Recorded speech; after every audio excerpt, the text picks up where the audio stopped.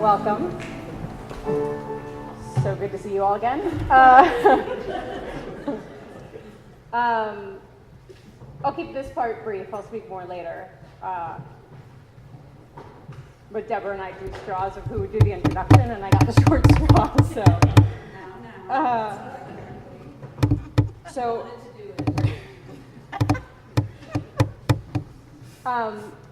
Unfortunately, I've learned a lot about memorial services over the last 6 months, and truth be told, I wish I knew less about them. But here we are. To me, a memorial is a time for celebration and closure. Our lives were rocked in June when my mom died suddenly. And in many ways, my dad's death, just 6 months later, almost to the day, feels like part of the same experience. It's the close of the same story. It's nearly impossible to talk about Richard Resnick without invoking Elaine. They were partners in business, life, and love. Despite my dad's many accomplishments and accolades, in many ways, she defined his life. This memorial will be a lot like my father. Eccentric, following our own rules and rituals, and with some silence that hopefully gives way to deep truths. Suri is going to lead us through a service this morning. She led us through our mom's memorial and was a close friend of both of my parents. The word friend doesn't really encompass it. Really, she's been part of our family for 36 years. After the more ceremonial part of today's remembrance, we'll have time for sharing. Anybody who wants to speak, to tell an anecdote or a memory, share a lesson, or say goodbye is welcome to, though nobody must. I want to thank each of you for coming. Some of you knew my dad, and some of you are here out of support for my siblings and me. Some of you have traveled long distances, and some could not make the trip, so you're with us in thought and heart. I welcome each of you. As Nora said, it's almost as if these two just left together. Now, I think we know that with enough gracious and sacred space in between for us to honor each one of them. We will start with a candle lighting, and we're following very much the same service we did before for Elaine. We kindle this light for the immeasurable love in this room, for the one life we all share, for the one and only being in whom we live and move and have our being, and for the beautiful mystery which is our source and our goal.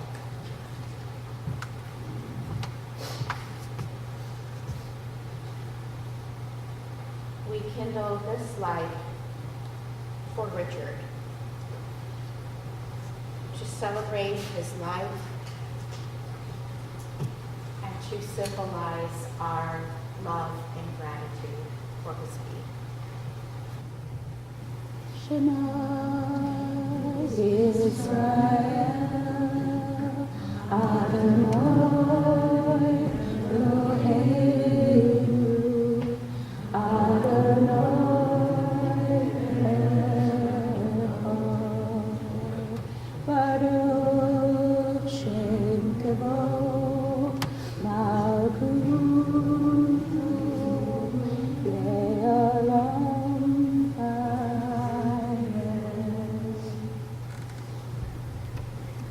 toward the one, the perfection of love, harmony, and beauty, the only being, united with all the illuminated souls who form the embodiment of the Master, the Spirit of God. Malai Rahamim for Richard. Compassionate God, eternal Spirit of the universe, grant perfect rest in your sheltering presence to Richard, son of Albert and Barbara, who has entered eternity. O God of mercy, let him find refuge in your eternal presence, and let his soul be bound up in the bond of everlasting life. God is his inheritance. May he rest in peace. And let us say, Amen.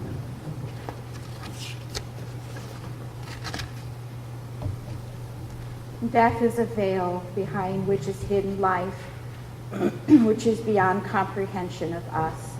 on earth.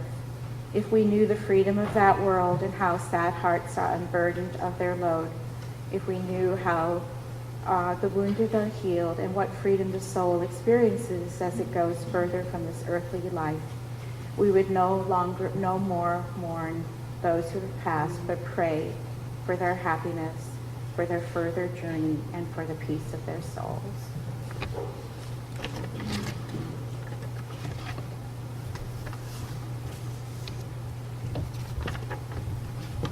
So here we are again, and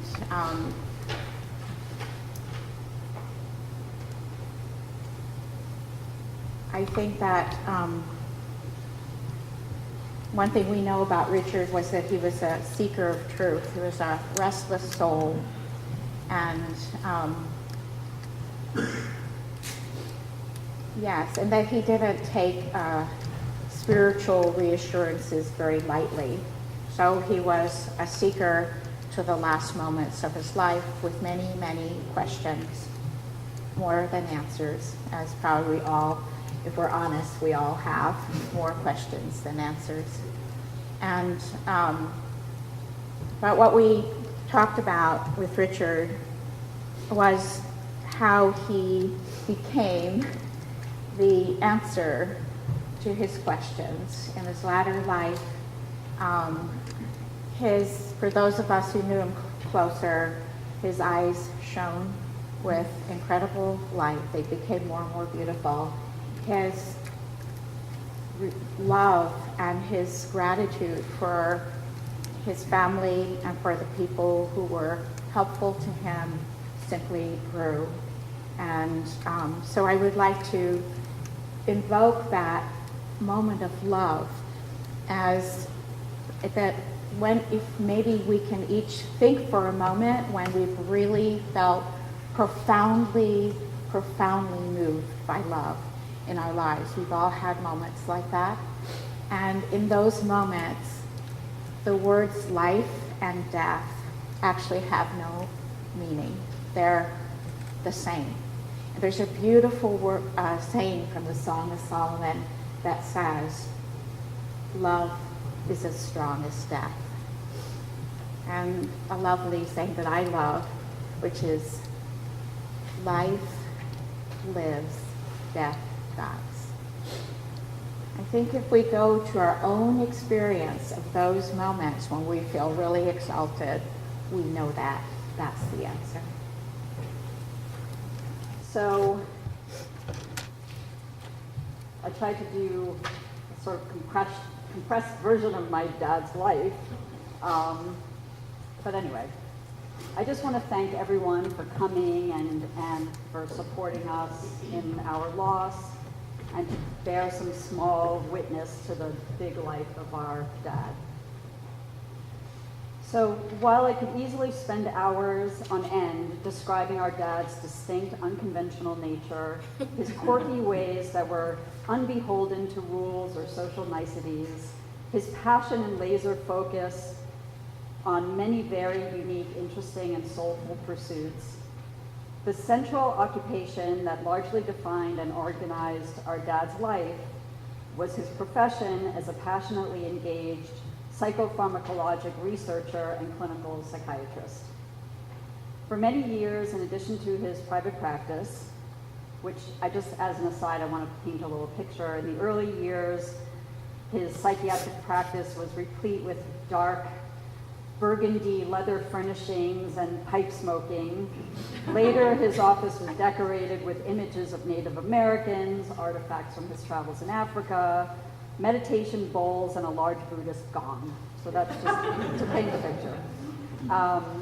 But in addition to his practice, he was the director of the Division of Drug Abuse Research and Treatment at New York Medical College. There, he was the principal investigator, devising studies and conducting landmark research in the treatment of opiate addiction. And he can take credit for helping to significantly advance the field of addiction, treatment, and for helping to develop many of the treatments that remain commonly in use today. In addition to his passion for scientific inquiry, his career also reflected his abiding humanism. where he was genuinely devoted to treating a heterogeneous group of drug-addicted people, most of whom would have been dismissed as untreatable, if not feared and prejudiced against, by standard practitioners. He treated all people, patients and non-patients, equally with attention and non-judgment. People from all walks of life would arrive at the brownstone for treatment, and many were also part of his clinical research trials. And then, so these arrivals were, again, as an aside, in addition to the steady stream of friends and other characters who would come to live with them for months or years at a time. The house was constantly a steady stream of people, and you never quite knew who was going to emerge from upstairs. Recently, when I told his local pharmacist, Ivan, that he had passed away, Ivan told me how they had gone back over 30 years collaborating on research, and that through our dad, that he, Ivan, had held the sole license in New York City at that time to dispense naltrexone, one of the early medications that was used to treat addiction. So, and our dad was beloved by the patients in his research and treatment clinic, many of whom came from the projects in neighboring Spanish Harlem and had difficult lives living with serious addiction. On occasion, I would visit him at the clinic as a young girl, and as I would walk down the hallway of the day treatment facility, patients would pause and look up from their game of pool and say with great reverence, "That's Dr. Resnick's daughter."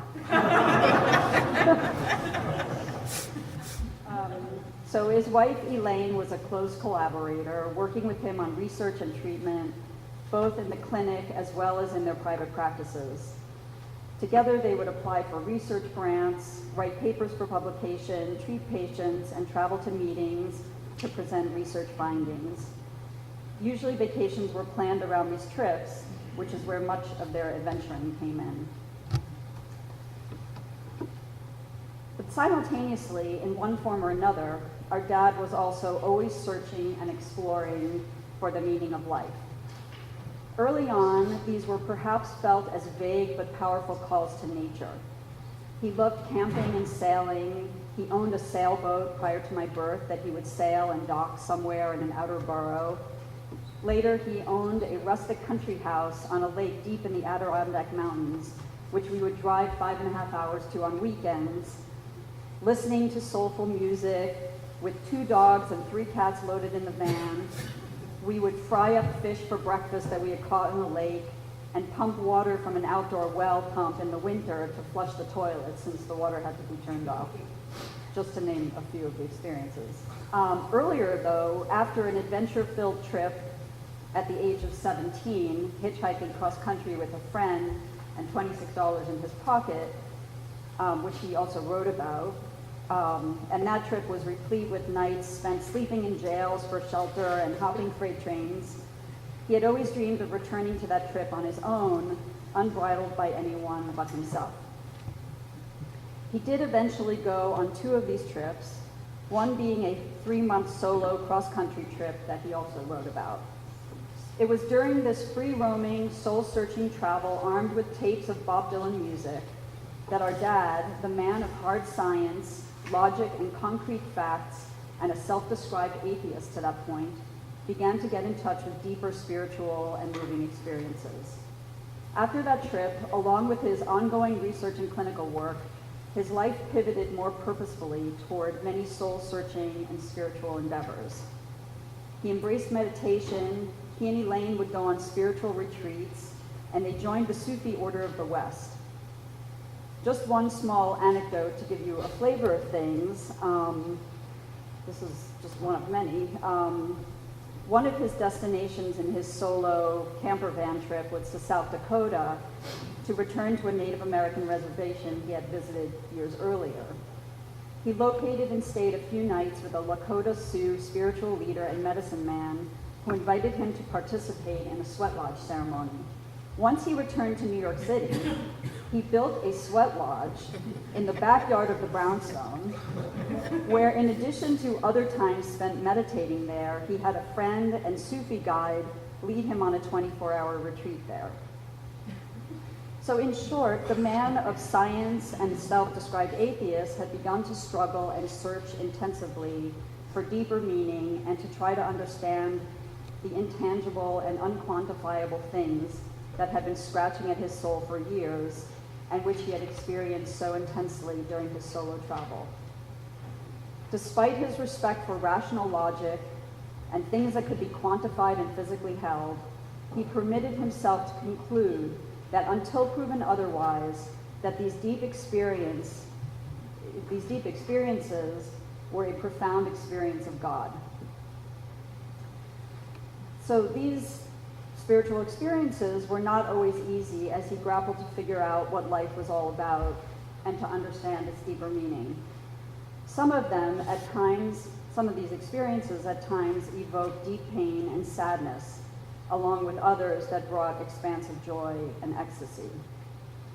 Here, Elaine was an invaluable beacon for him because of her wisdom of the simple importance of love, nurturing, and connection. She, whose light shone so brightly, calmly modeled that the meaning of life was to be open to love, gratitude, wonder, and peace. Over time, and in the last chapters of his life, as Surya mentioned, he in fact became the answer to his own searching. Although infirmity and painful physical challenges were creeping in and intensifying, he became more joyful and at peace. In partnership with Elaine, he was focused on deep love, the appreciation of simple wonders, and on being present with an open heart and in the moment. And so that you can kind of hear a bit of his spirit, I want to conclude by reading some words he had written to Elaine early in their relationship, which he rewrote to her on her 70th birthday. So these were his words to Elaine that were said early on and then repeated more recently. And here I quote, "You ask me, why do I love you? I love you because of who you are, your soul, your spirit, your essence, because you have awakened me to myself and you have awakened me to life. Because, as you say, there are so many beautiful things in the world, glowing sunsets, birds in flight, laughter, and companionship. You have made me alive to them all. It is not only why do I love you, Elaine, but also because I love you. I too love warm breezes, blue skies, soft rain, flowers, and the whole world, because you and I are looking in the same direction.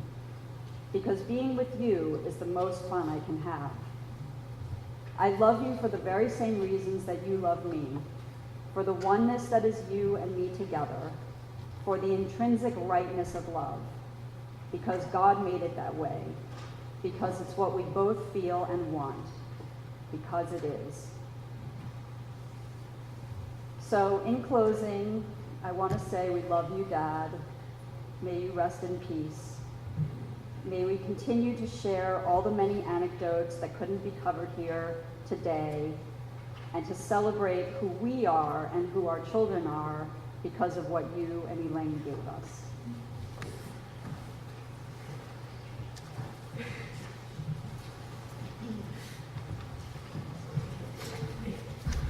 So I didn't formally prepare anything for today like I did for my mom, which is really funny because I feel like I've been preparing for my dad to die for the last 10 or more years. So I had many times after seeing him in a bad state or him not being well, I'd go home and I'd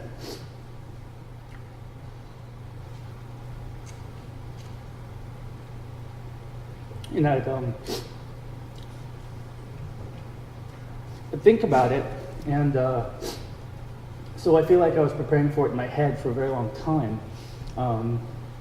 But when it came to putting stuff on paper, I don't know, it just didn't happen, which is maybe a good thing, because you know the wonderful thing about how my dad died is that the wonderful thing about it is I actually got to say everything I wanted to say to him. So I really don't have any regrets. It's pretty amazing. Really, really special. I feel very, very lucky about that. I really have no regrets about what I was able to say to him, and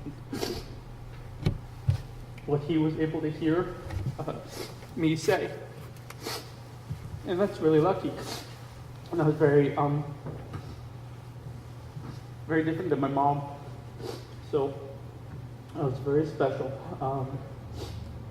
So I didn't have all these things I felt like I needed to say to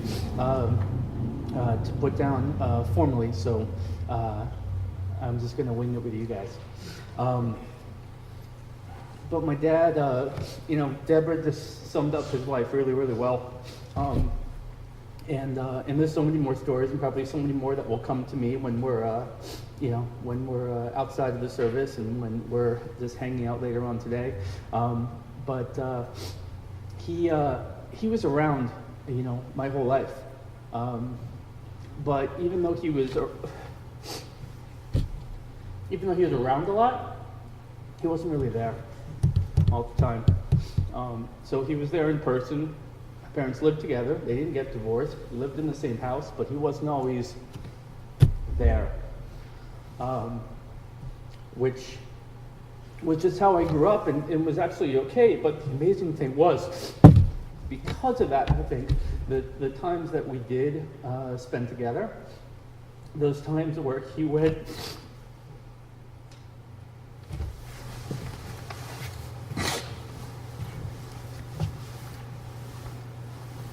where he went out of his way to do things with me, or to make the effort to care about what I was doing, were my whole life growing up and still now some of the most significantly profound moments that I've ever had, because he took the time to care and to spend it with me. And that was really, really special. Whether it was when he took me away for a really special 2-week trip with him for my, my 13th birthday present, which is one of the most amazing trips I've ever taken, or when he would show up, unannounced at one of my baseball games and just sit in the back and watch. And I knew he was there, and that was really special. And those moments, really made such a difference in my life. And if you ever think of quality over quantity, that's exactly what that was. But he's, obviously he's had such a big impact on my life, and he was like a silent assassin in some ways. He would, he helped name my first dog that he thought of. He helped name my first daughter, whose name he thought of, and who I think actually looks a tremendous amount like him. But he was quirky as anything, so much so Meredith just reminded me that when we were dating in high school, she said to me something like, "How come you never introduce me to your dad?" And I was like, "Oh, well, I'm just afraid he's going to embarrass me, and you can just stick with my mom and my brother and sister," or something like that. But eventually I think they met, and she quickly became one of his favorites for sure, and probably gave her the best advice anyone's ever given to someone as to how to win me. He said, the way to a man's heart is through his stomach, and he didn't know that Meredith couldn't cook at the time. but she can order a mean takeout. And if you marry your mom, that's proof of it. There's nothing else. Deb touched on this too, but one of the greatest things I think people can do, one of the greatest things about being human, is the capacity to change. And I really feel like, in some ways, Dad, he lived like two different lives, and Deborah touched on it from a real factual standpoint. But my dad changed so much over his life. He changed so much even in the 43 years that I knew him, and I think for the better. And I think if you are able to ask him now to look back, and even because of the tremendous physical pain and discomfort he was in a lot of the time later in his life, my gut is he would tell you those last decade or two were his best. I really believe that. And if that's not inspiring, I don't know what is.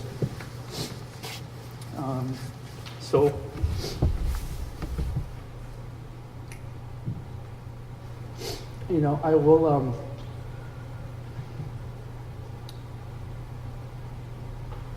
I'll of course always remember my dad, but in the special moments of things that he shared with me, or of the things that he turned me on to, that I participate in, his memory will come out stronger than ever. My love of the outdoors comes from him. It'll be hard not to take a hike in the woods or even a walk in Central Park without thinking of him. It will be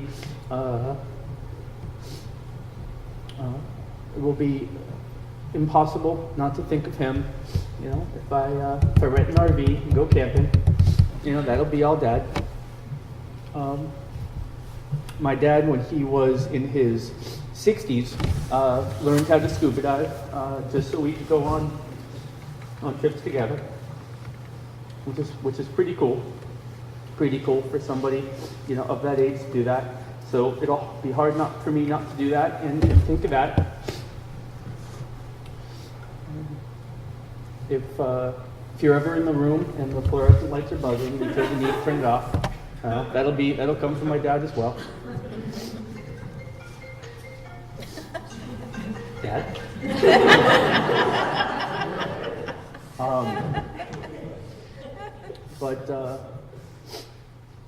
There's so many stories I could share, and so many memories I could draw on, and I will, when they come up and when you ask of me. But I'll leave it at this. I was very, very privileged to know my dad for the 43 years that I did, and my dad was not my best friend, but he didn't need to be.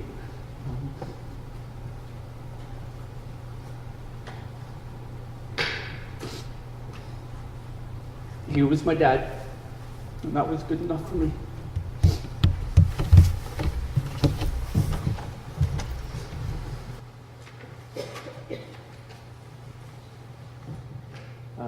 Dad was born in the Bronx in 1931. And for me, taking in 1931 is kind of hard to comprehend, so I thought about that a little bit. So when he was born, the electric refrigerator had only been invented 3 years earlier. And the ballpoint pen hadn't been invented yet. Black and white TV was cutting-edge technology. Later, when Neil Armstrong walked on the moon, Dad was already 38 years old, which is 2 years older than I am now, almost. it's kind of mind-blowing to me how much life,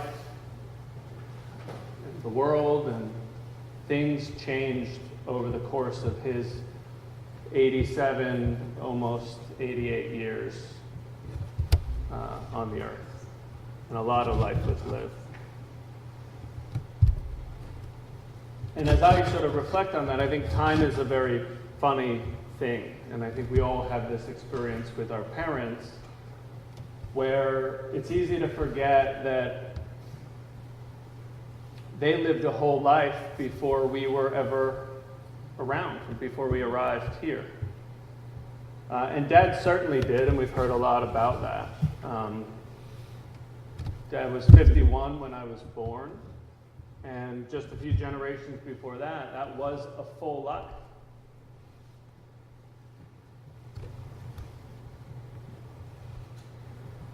I think Dad had many chapters to his life.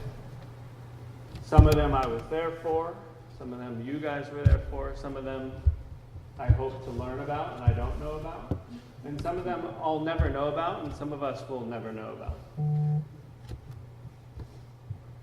I know that he definitely lived a full life and achieved much in his 87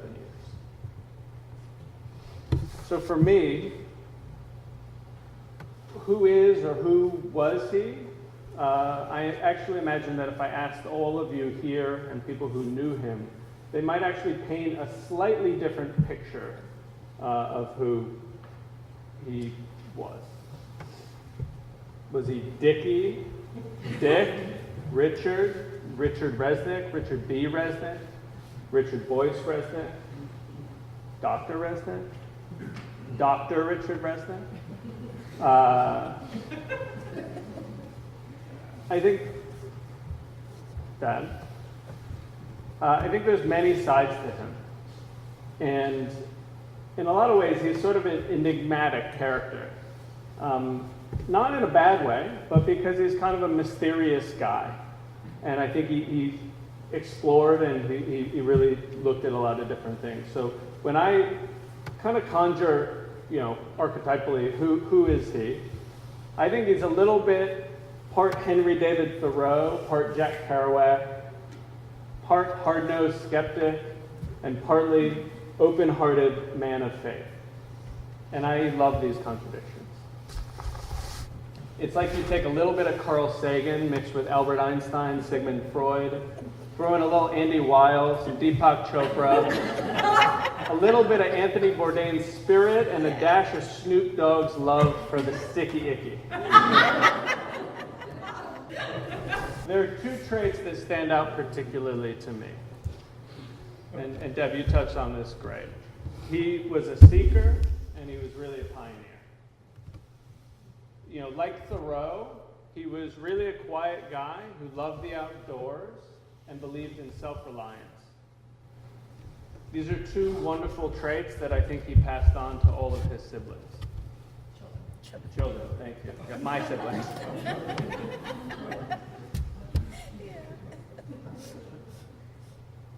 After graduating high school, with not much money to speak of, he decided to leave the Bronx to explore the country by hitchhiking and jumping trains. He was on the road before Kerouac was. Literally, 10 years before Kerouac published On the Road, he was living out that sort of adventure, and probably at the same time Kerouac was. Dad being ahead of his time at age 16 and 17, after he graduated high school early, really became a trend through his life. Without fully knowing it, and always marching to the beat of his own drummer, he was constantly 10, sometimes even 30 years ahead of the curve. He may have been most ahead of the curve with his research into drug addiction treatment, and the research that he pioneers in the 80s and 90s, which is still and just becoming increasingly relevant today. Personally, I got to see this firsthand in 2002 when he was asked to speak at a conference in Holland. And Mom didn't want to go, and I don't think she wanted him to go alone, so I went. So Dad and I landed at a university town 2 hours outside of Amsterdam. We promptly went to bed. First thing in the morning, Dad gave his talk. He lectured to an attentive audience with a clear mastery of his subject, and I was really impressed. Later that evening, we attended a cocktail reception and with some of the other doctors at the conference. Most of these were established doctors and researchers who were a good 15, 20, even 30 years older than I was at the time, when I was 20. As I was chatting with one of them, the doctors asked me why I was there. I imagine because he thought I was either sort of a Doogie Howser type character or a freeloader just looking for a free drink. I explained that I was here with my dad, Richard Resnick, and his ears perked up. He said, "Dr. Richard Resnick?" Yeah. He got really excited, and he said, "Wow, your dad is the master. We literally wouldn't be here if it wasn't for his research. I've read all of his papers." To see this guy's genuine admiration for Dad and his work made me really proud. And in a funny way, it was an interesting contrast to the guy in a robe watching CNN. I was like, oh, cool.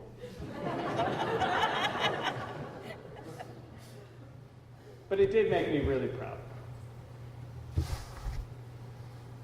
Now, this was the first day of a 3-day conference, and I had sort of geared up and was excited to wake up in the morning, listen to some lectures that I could sort of piece together and make sense of, and just sort of explore the conference halls.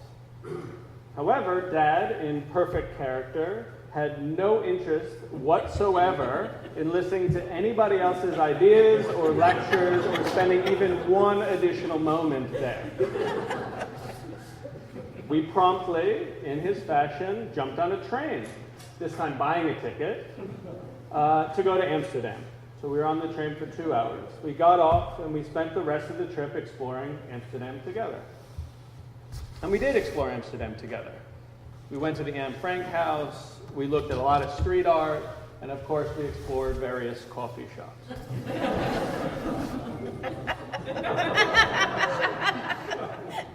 Now, there was a lot of exploring of Amsterdam that I also did on my own, because Dad really didn't have the energy for long days. He was, of course, already 71 and not in the best of health.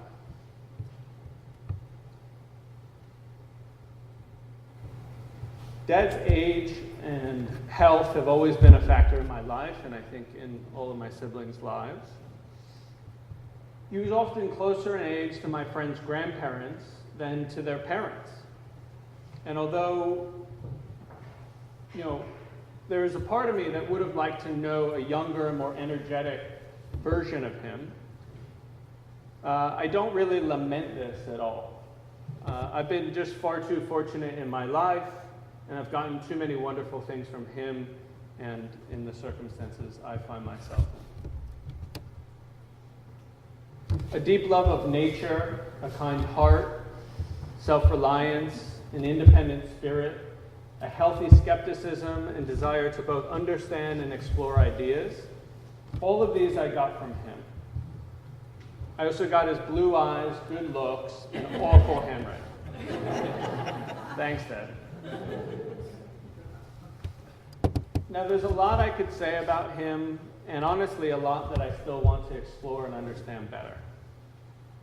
For the people here who knew my dad, I really do welcome you to reach out and share your stories with me.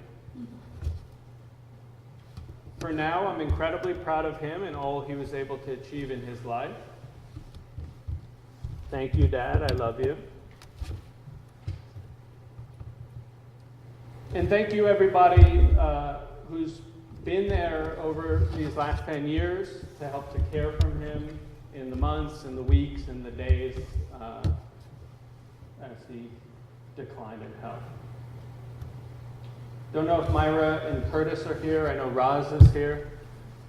Special thank you to the three of you.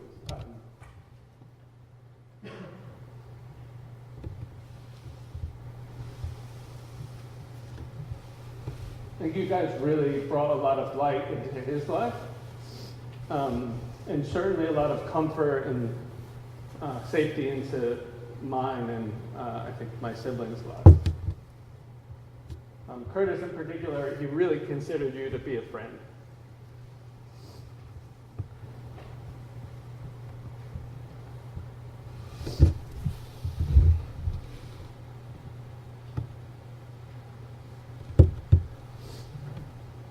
Surya, thank you for being such a good friend to my parents. And thank you for being on this journey with us. And your love and spirit is really an inspiration. It means a lot.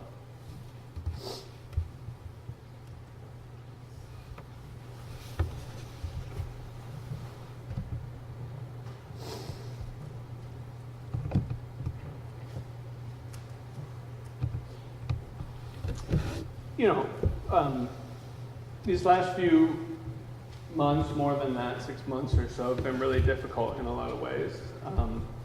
And Hannah, thank you for being an amazing support and an amazing mother.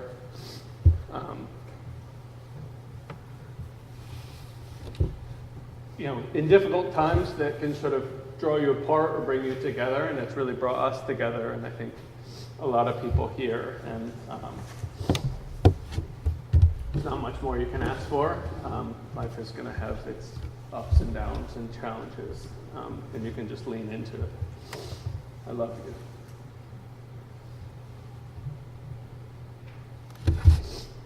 Thank you, Deb, and Dee, and Nora. You guys are incredible siblings, and I really feel just incredibly lucky to have you guys. Nora in particular, you've made a lot of sacrifices in the last few months, and you've really embodied, I think, Mom's spirit and gave Dad a truly wonderful gift at the end of his life, and I think you honored both of them with your actions, and I'm really proud of you.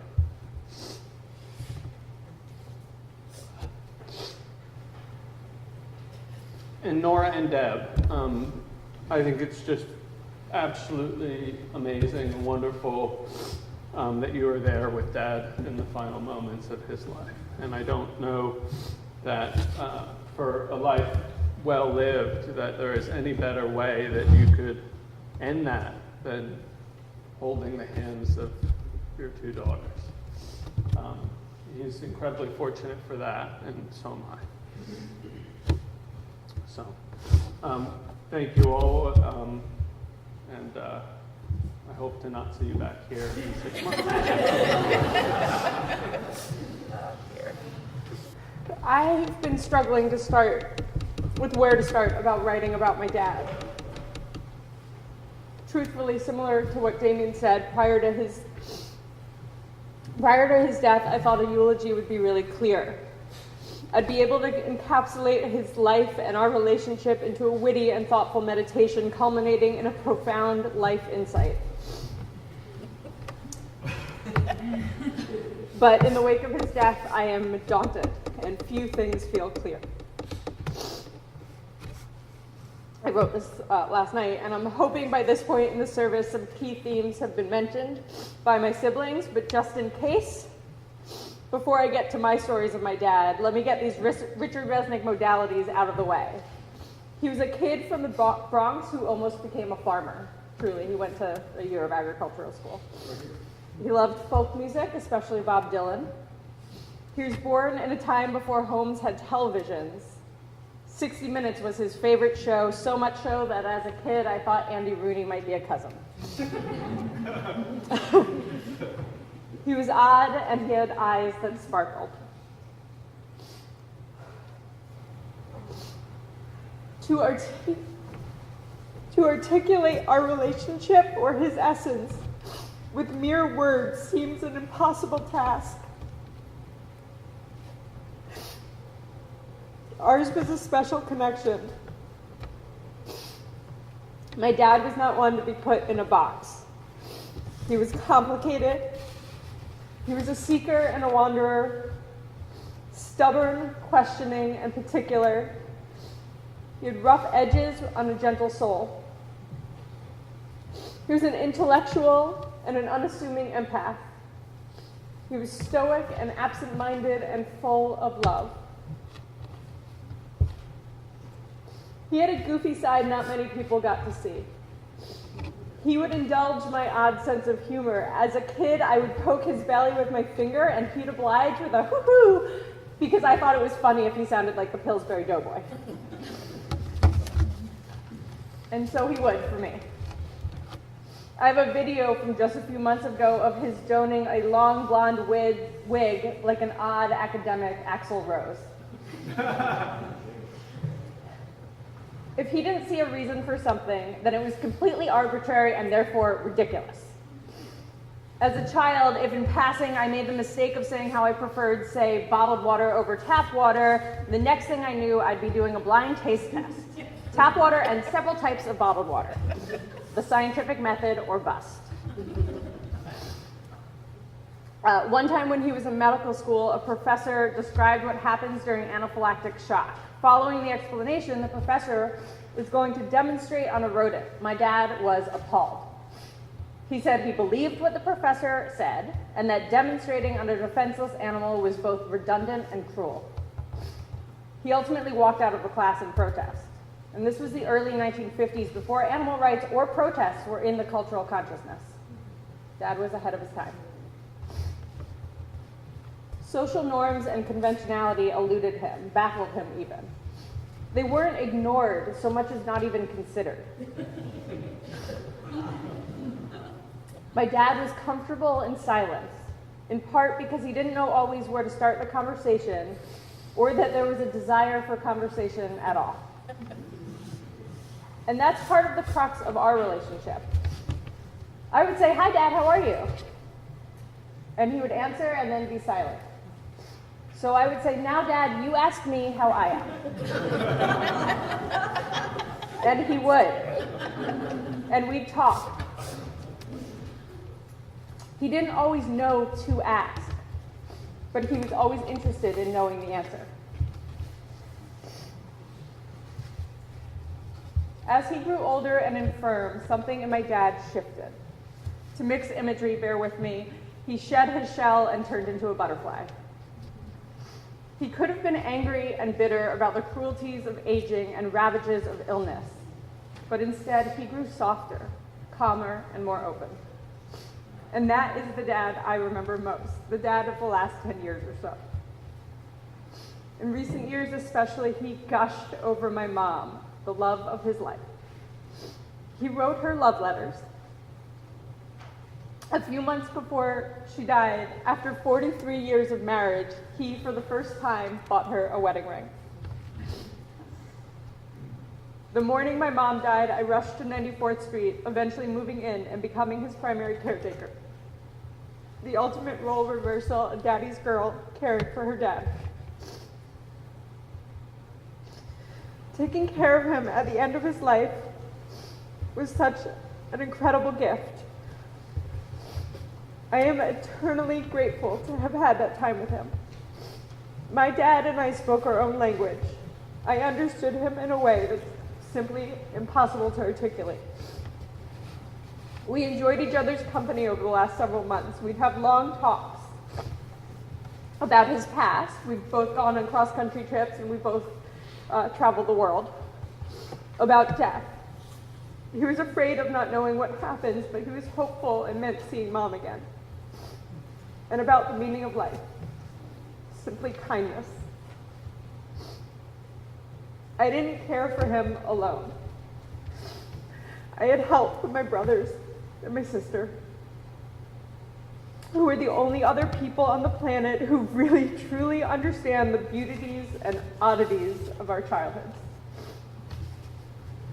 I had Curtis and Myra and Roz,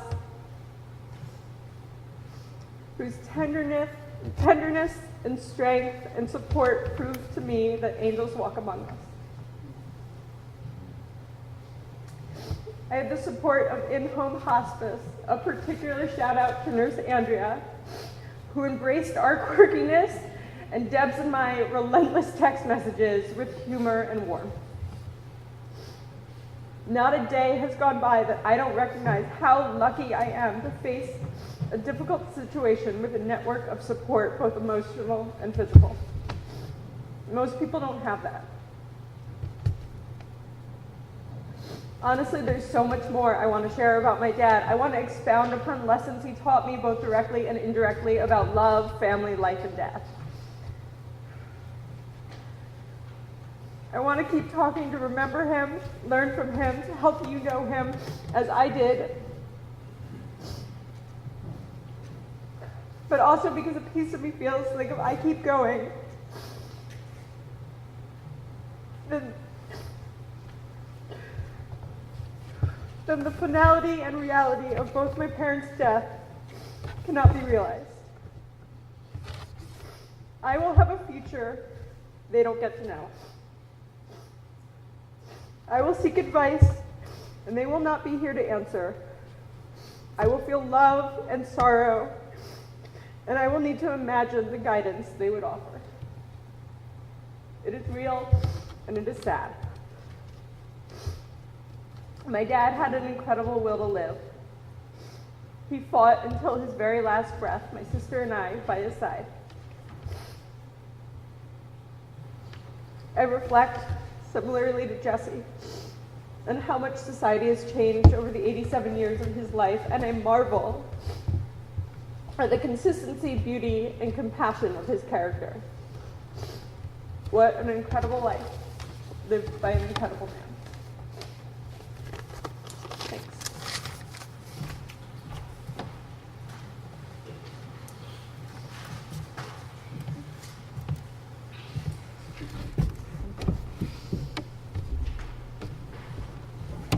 My sister had already been married and divorced from 2 Christian Scientists. Then she married a Jewish doctor. She brought him home to Pennsylvania. I thought, he's really weird. Okay, it was, just a little after the 60s. And he was wearing a headband. He did have piercing eyes. I noticed he was kind to animals. And I watched him with my sister, and I just thought he was really weird.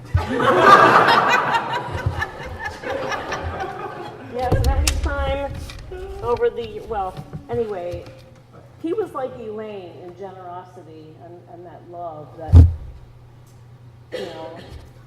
really embraced me as I was living my life. And so I'm going to tell you a couple of things that stood out immediately when Dan called me one night and said, "Are you going to talk?" I said, "I don't know. What would you say?" So 2 things popped in. And already was mentioned the house in the Adirondacks on Oxbow Lake.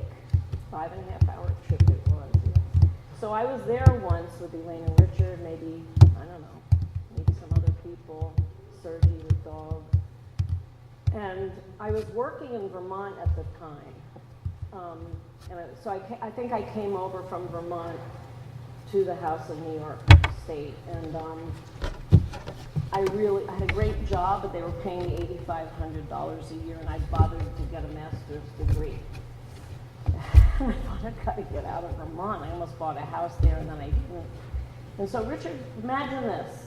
It was a lake, a shiny lake, not huge, nice lake, and he was sitting on an inner tube just floating in the lake. And I walked down on the dock. Hi, Richard. He was still kind of scary to me a little at times. Because, you wouldn't necessarily know what he was thinking behind those eyes. You did have to talk to him to find out. You had to urge him. And how are you? Anyway, so I walked out to the end of the dock, and he asked me how my job was and stuff like that. And then he said, "Why don't you come work for me at the clinic?" I thought he was joking. I said, "Really? Okay, $15,500 and I'm all yours," said I. He said, "Okay, go make me a tuna fish sandwich and we'll talk." I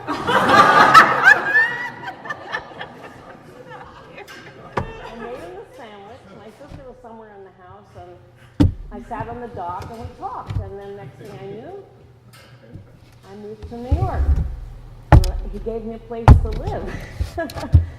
He had 2 apartments in a building where he was only allowed to have 1. You remember that?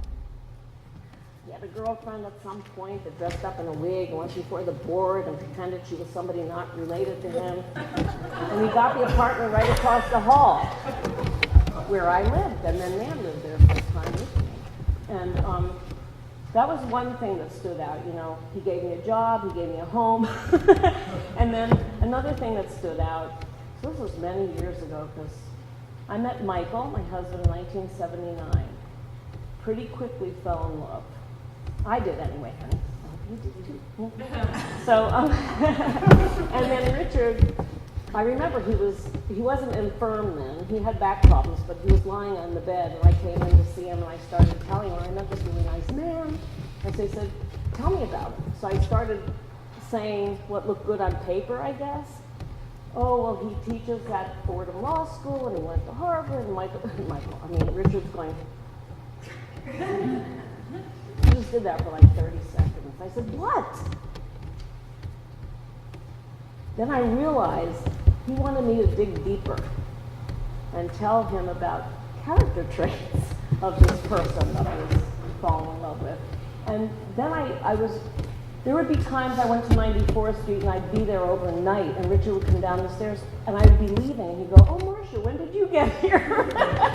We had our very beautiful moments together too. Like, we practiced the song that's in your program for a long time before Nora's bat mitzvah. But yeah, we practiced that song together. But then your dad was doing his own thing, and I went, fuck it. Do whatever you want. But he was like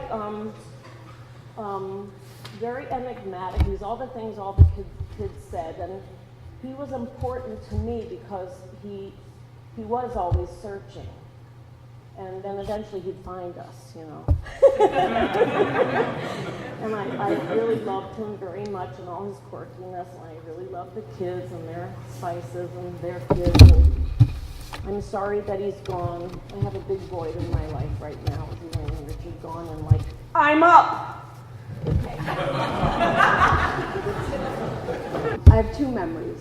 Living in that apartment, I had a very terrible boyfriend, and Marcia said, you've got to get out of Boston, get away from him.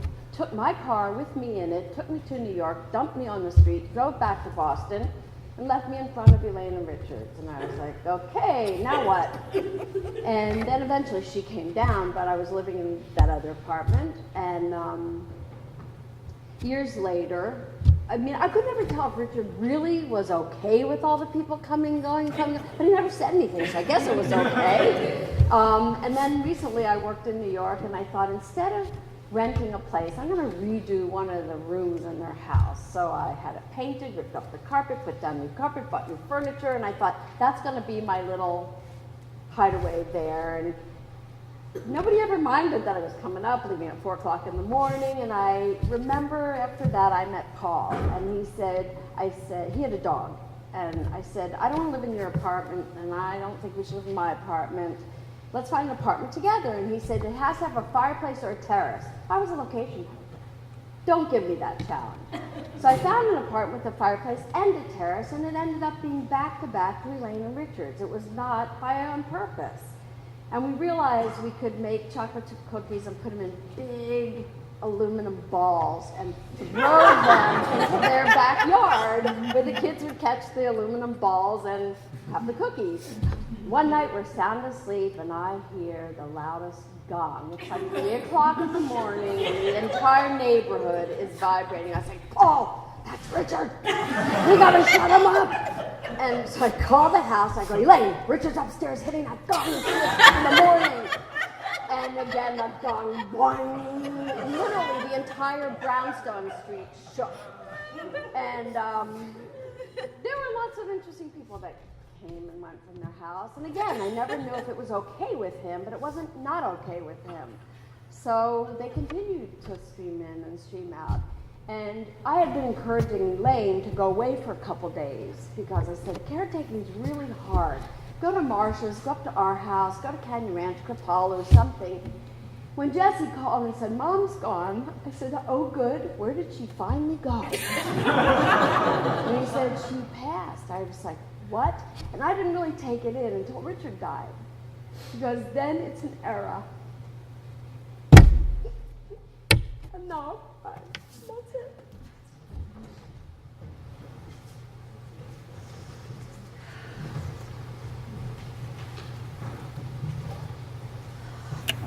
I met this powerful man, Richard Resnick, more than a quarter of a century ago. And how he impacted me was through something very indirect. Dr. Charles Whitfield wrote a book, Healing the Child Within, which has impacted many people. But he had also unpublished manuscript, Alcoholism, Spirituality, and Other Attachments. And nobody outside of Baltimore, I think, would have had this book, but in actuality, he had it. And I asked him, how was it that he had acquired this? And he said, oh, I don't know. And I felt so enamored by this man because he truly wanted recovery for people that were in addiction. I have presently 29 years in AA recovery, so I'm lowering my anonymity. But in actuality, he became such a paramount in my life because he would listen to me. He would throw something out of complete context. But in his wisdom, he was either bringing me out of myself or putting me down where I needed to be in real context with myself. Because there's a spiritual side to alcoholism, and that is that we feel less than.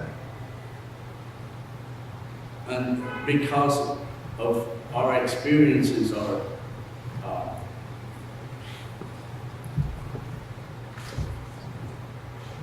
our way of being. During my addiction, I panhandled on the streets of New York. So you can see how far down I went in my way of being. So I needed a man like Richard to actually pull me out of that. And so through the years, the initial years of recovery, you have to also see another part of me. I put a rope to my neck 3 times. So I did not want to live. Having a champion on my side was so important for me.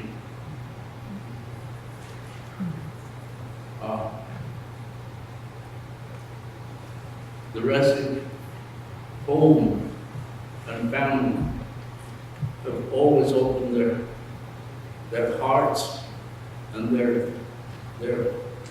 whole beings to people that they didn't even know.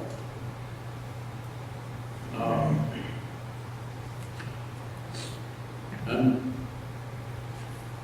being exposed to that has changed me through the years to really, really enjoy being part of life. Thank you.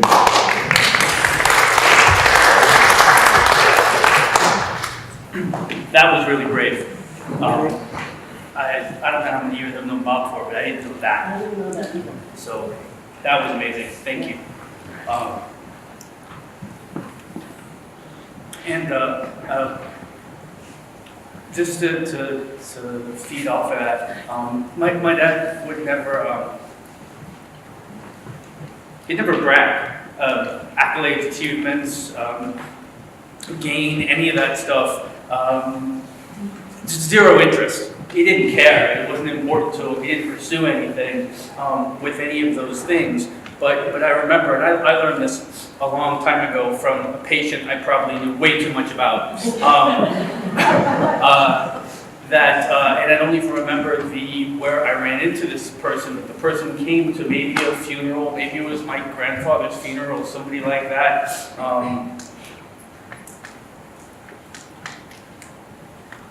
And he said to me, "Your dad saved my life."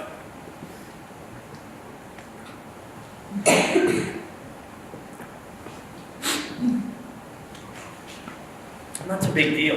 And my guess is that Dad saved a lot of people's lives in what he did. And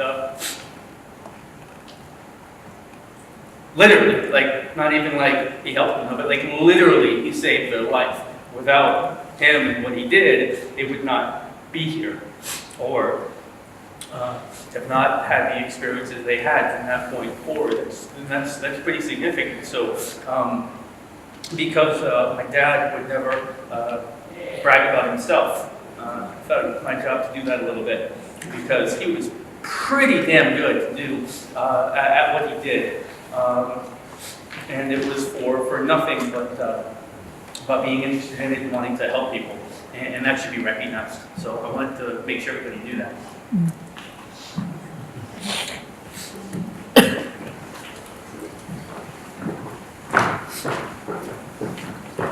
I met their family when I was 13 years old, and I remained a part of it. And it just feels like one of the kids said this. It just feels like this huge piece of my life is gone, with Richard and Elaine not here. And I was always scared of Richard. And I didn't let myself get to know him as I can now say I wish I had.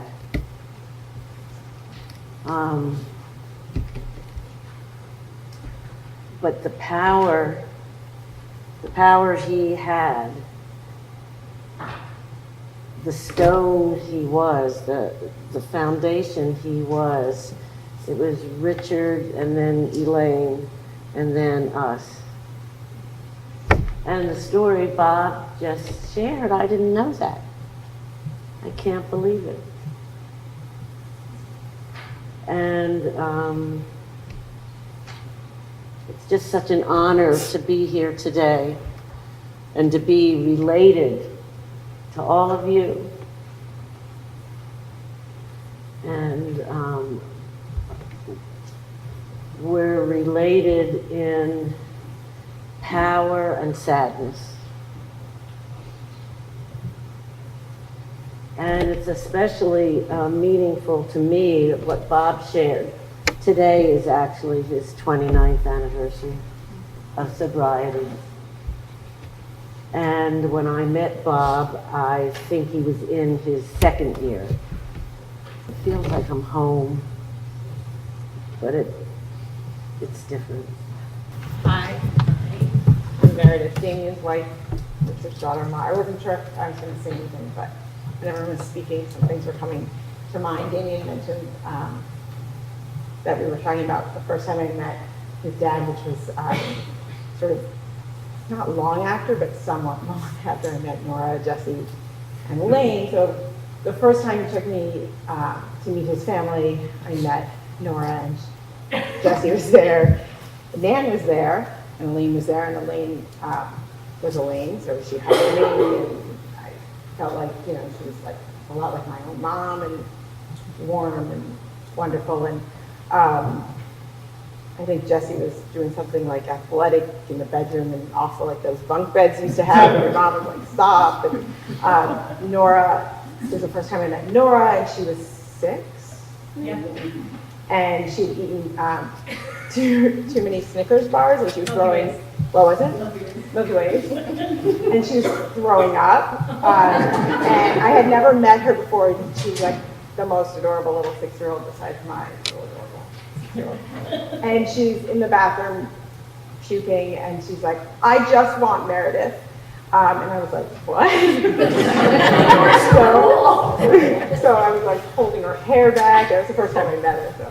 I love it, Laura, probably for and I was like, well, can I meet your dad? And he was like, might not be ready. And I was like, what could that be? Like, I couldn't put it together because, like, I hadn't met Deb yet, but I mean, the kids were so amazing, and Elaine was so amazing, and I was already, like, deeply in love with Damien by then, or at least heading that way and feeling like, well, how could he not be awesome too? And then I met him, and I was like, okay, I get it. He was like, he didn't really talk, and he wouldn't say hi, and I kept thinking it was me. And that lasted actually like many years. And I sort of like grew to love Richard, but I don't know that I loved him because he was Damien's dad, and he made this incredible guy, and then I loved my brother-in-law and my sisters-in-law, and so I was like, he's an awesome guy, but I didn't really know him. He was like, I think he was just terrible at multitasking.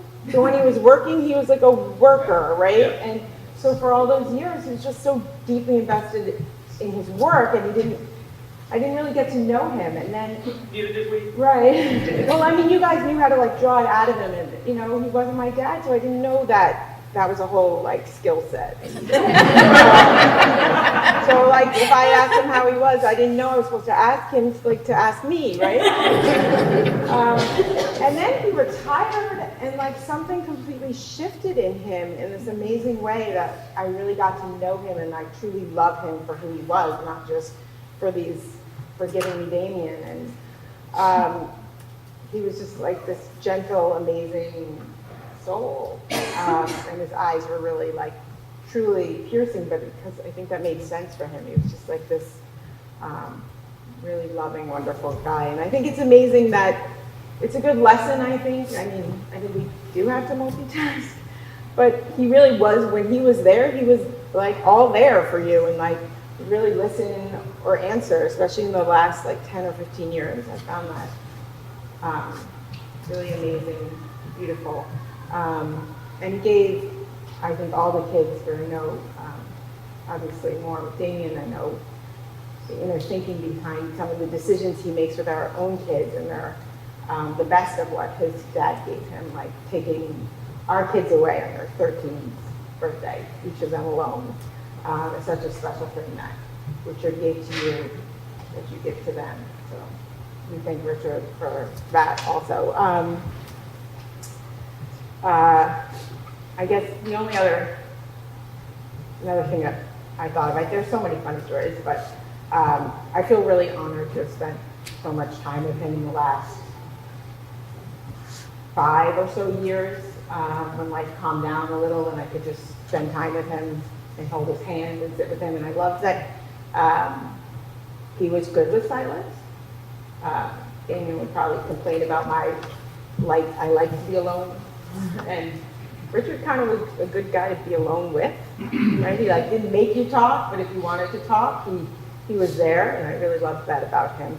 I guess about a year and a half ago, he had that heart. He went in for like a heart something. It wasn't like a big surgery, right? A year and a half ago. Pacemaker. And it was all sort of like spur of the moment, and right, he was like at the doctor, and they said you should do it, and Mark was like, oh, there's an opening now, come on in, and I was like, so then we got a call that he had this thing, and he'd be fine, but Damien called and spoke to Elaine, and Elaine said, no, he's fine. Damien said, can I speak to him? And he said, Damien said he could hear his dad say, I'll talk to him tomorrow. And Nora or Jesse, I don't remember which one, said, oh, I was just talking by text, and they said, yeah, he didn't want to talk though, but he's fine. So I was like, all right, I'll just call Elaine. So I called Elaine, And I heard in the background, oh, is that Meredith? I'll talk to her.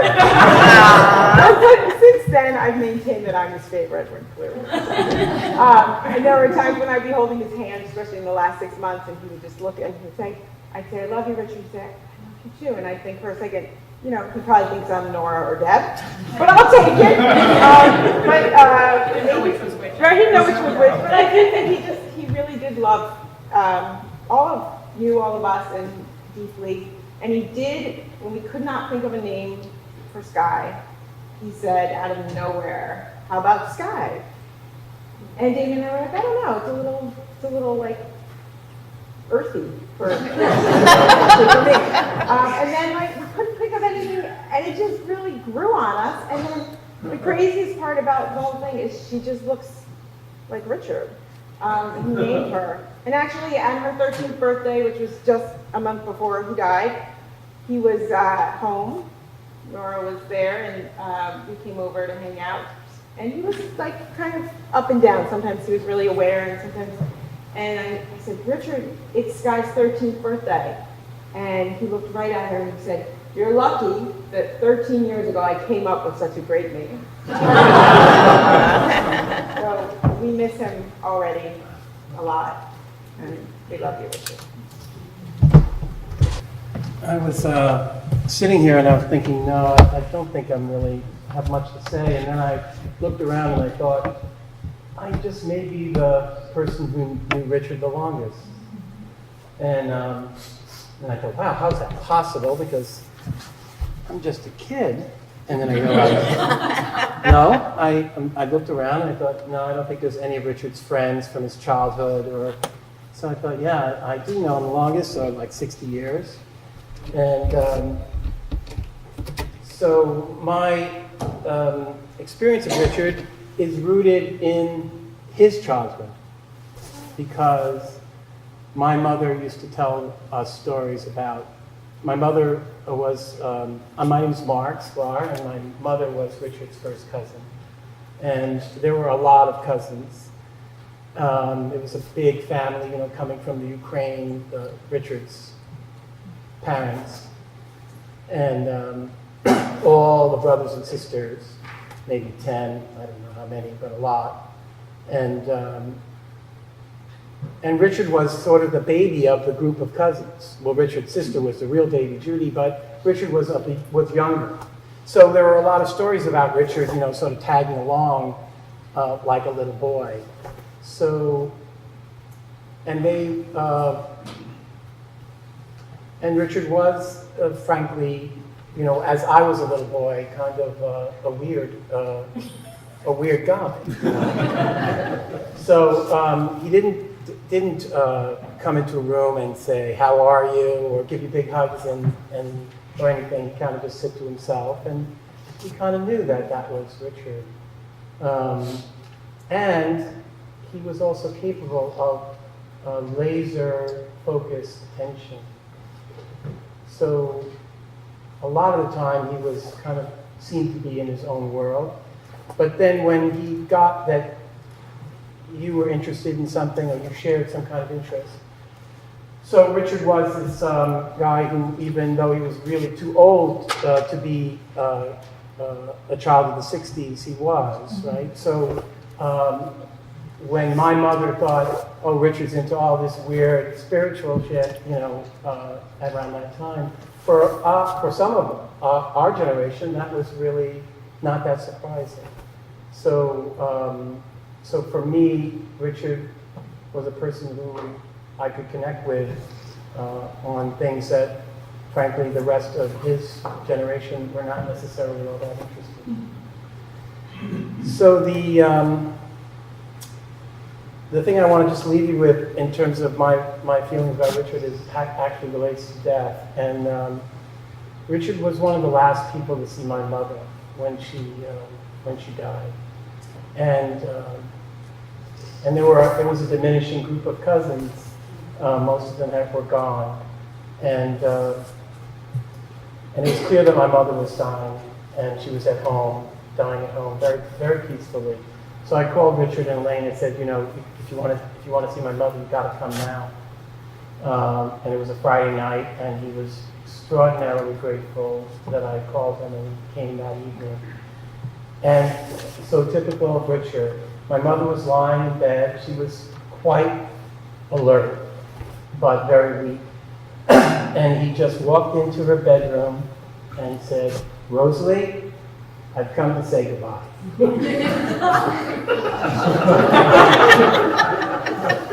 Yeah.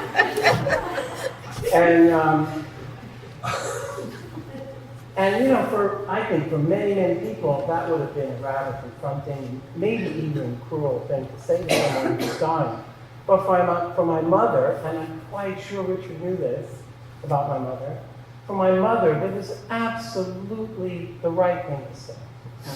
My mother knew she was dying. She was totally fine with the fact that she was dying. And she just looked at him straight in the eye and said, "Oh, Richard, so kind of you to come and see me." And then he walked out. And that was it. So to me, that just says so much about who Richard was and how direct he was, but also how deeply kind he was.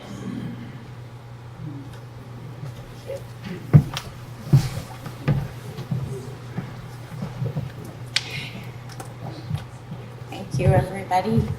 Wow.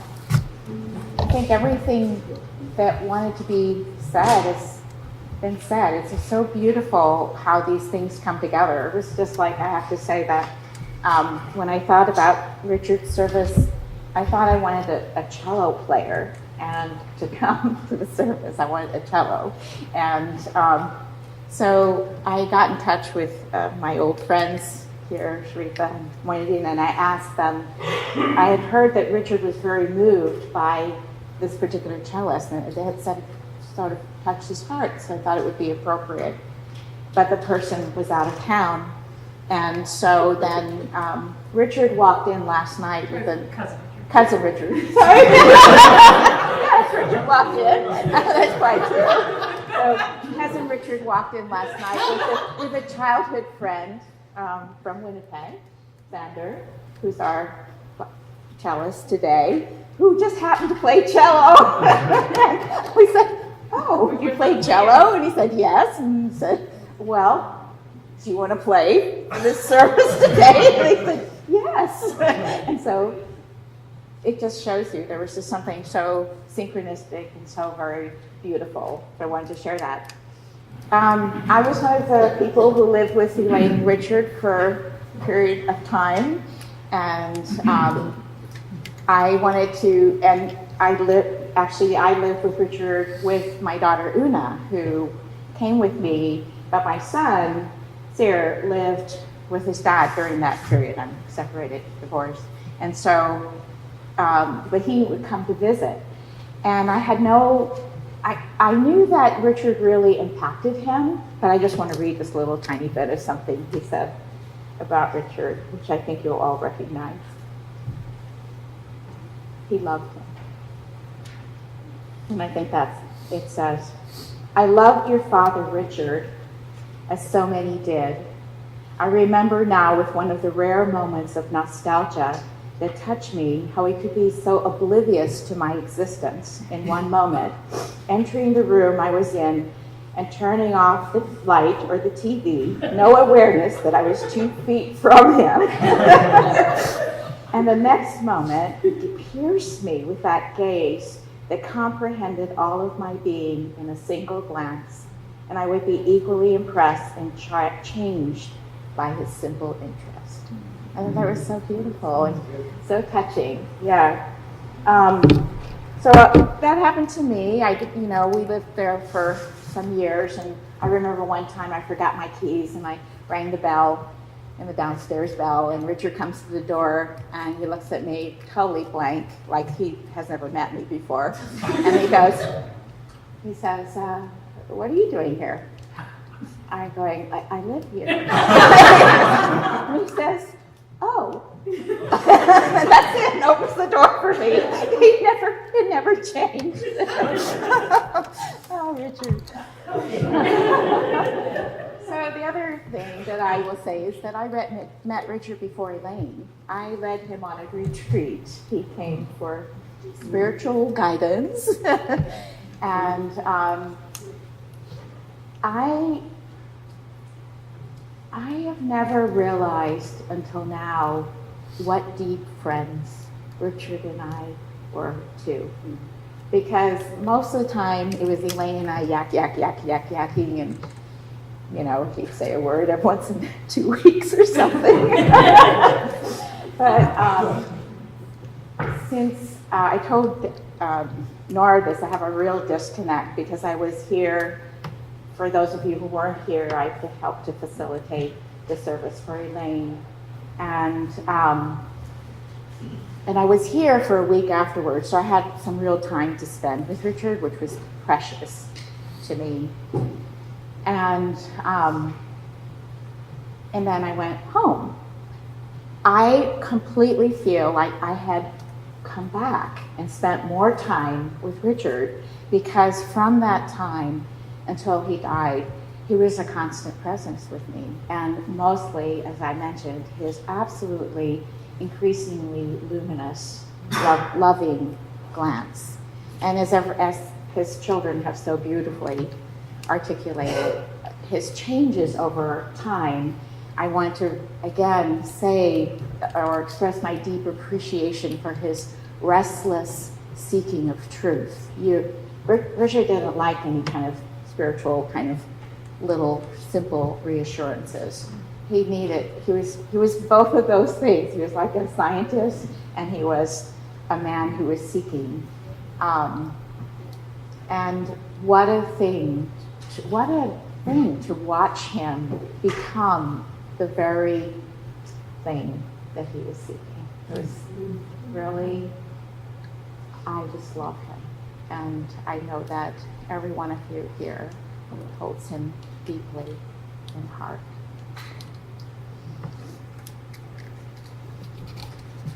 I guess I have to say that it was Richard who absolutely insisted that I had to meet Elaine. And Elaine loved to tell a story. I told it last time when I was here, that when she told it grew increasingly intense, this story. But basically, he just would not rest until he could drag me up the hill. They were at a meditation retreat, and he wanted desperately to introduce me to his wife because he felt like we would be fast friends. He was right. So we did it. How beautiful to come to this moment, and I realized that in my anxiety and nervousness, I didn't really say, let's take a moment of silence. For me too, this is like, it's almost like one service for me and one reality of them together. And I also want to say what Nora, you said so beautifully, and Deborah and everyone really, was how many times he told me at the end of his life how he had fallen in love all over again with Elaine, and just how profoundly touched I was by hearing that from him. It was so utterly sincere and genuine. So, but holding all this for a moment, why don't we take a moment of silence, and then we'll end with a blessing.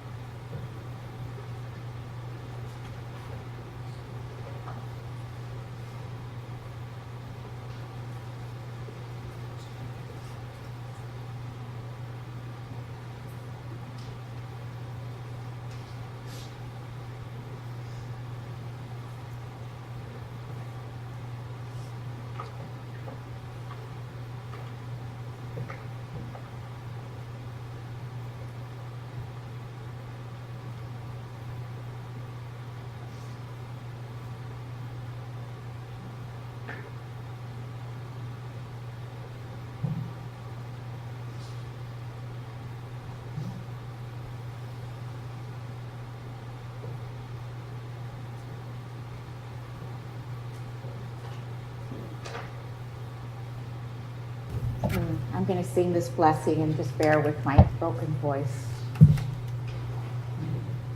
Go in peace, go in kindness, go in love, go in faith. Leave the day behind us, day is done. Go in grace. Let us go into the dark, not afraid, not alone. Let us hope by some good pleasure safely to arrive at home. Let us hope by some sweet pleasure safely to arrive at home.